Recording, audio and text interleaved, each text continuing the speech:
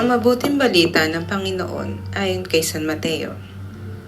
Noong panahong iyon, sinabi ni Jesus sa kanyang mga alagad, "Sa pananalangin ninyo, huwag ninyong gagamitan ng napakaraming salita gaya ng ginagawa ng mga hintil.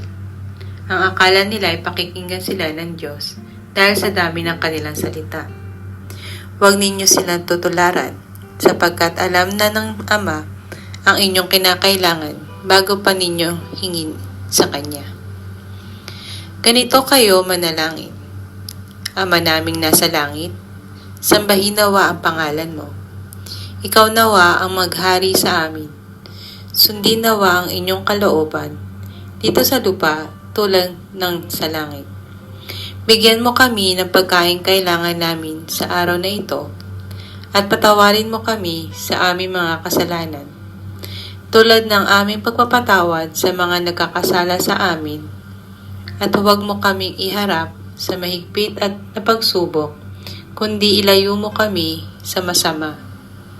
Sapagkat iyo ang kaharian at ang kapangyarihan at ang kapurihan, magpakailanman. Amen. Sapagkat kung ipinapatawad ninyo ang mga nagkakasala sa inyo, patatawarin din kayo ng inyong Amang nasa langit. Ngunit kung hindi ninyo pinapatawad ang nagkakasala sa inyo, hindi kayo patatawarin ng inyong Ama." Ang mabuting balita ng Panginoon.